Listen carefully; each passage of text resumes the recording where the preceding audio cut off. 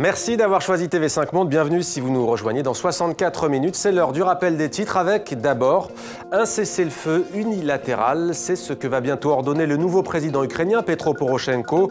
Décision qui fait suite à une discussion téléphonique avec le chef du Kremlin Vladimir Poutine et alors que 2 journalistes russes ont été tués dans l'est de l'Ukraine. En Irak, la principale raffinerie de pétrole du pays de nouveau attaquée par les insurgés. Les djihadistes sunnites tentent de s'emparer de la ville de Baïji. Ça se trouve à 200 km au nord de Bagdad. Le premier ministre chiite, Nouri al-Maliki, accuse ce soir l'Arabie saoudite de financer les djihadistes de l'État islamique en Irak et au Levant. Et puis c'est fait, il y a quelques minutes, le roi d'Espagne a signé la loi qui entérine son abdication. Un peu plus tôt dans la journée, c'était le Sénat qui avait approuvé cette abdication. Le fils du roi, le fils Felipe, prendra demain sa succession. Il sera demain intronisé. Et puis un mot de football, toujours un but partout entre les Pays-Bas et l'Australie. Ce serait une grosse surprise si le résultat en restait là. On joue depuis un peu plus d'1 heure maintenant. Nous sommes également ensemble depuis un peu plus de 60 minutes. Merci d'être avec nous. Vous avez manqué le début de votre grand journal. Et bien voici l'essentiel de 64 minutes préparé par Grégory Fontana et Hervé Garcia.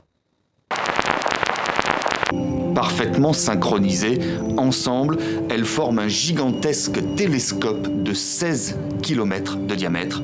Le projet est tout simplement unique. En temps normal, 600 000 barils de pétrole sortent chaque jour de ce complexe.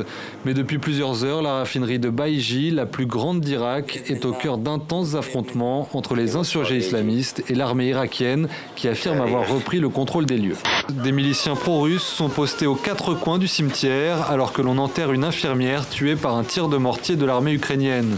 La population civile de Slaviansk paye un lourd tribut dans la guerre en cours. La ville, centre névralgique de l'insurrection contre Kiev depuis avril dernier, est toujours assiégée par les militaires ukrainiens.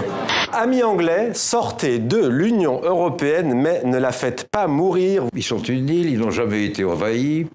Ils ont le sentiment, à travers le Commonwealth, d'avoir encore un petit peu de leur empire. Ils sont seuls à être comme ça. Et leur vision du monde est planétaire, maritime et anglophone. Il n'y a plus ce rythme que tu donnes au jeu. Et ce football samba, c'était ça. Falcao.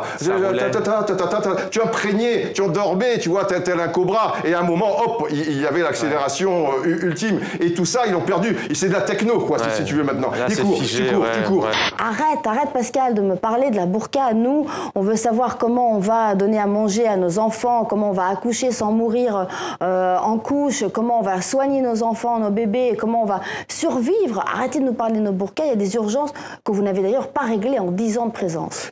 Il y a un truc qui est marrant parce que j'écris des chansons, ça fait 20 ans, et j'ai jamais réussi à écrire une chanson sur mon père, et c'est en écrivant un livre que j'ai pu décrire les émotions par rapport à la relation que j'ai avec mon père. Par exemple, quand je dis qu'il a pleuré, c'était la première fois de ma vie que je voyais mon père pleurer. Et c'est vrai qu'il a fallu avoir un livre pour pouvoir l'écrire. Allier la harpe celtique et la kora, disons-le, c'était un peu inattendu. Oui, on peut dire ça, même si ce sont des instruments à cordes tous les deux, que la kora est surnommée la harpe africaine.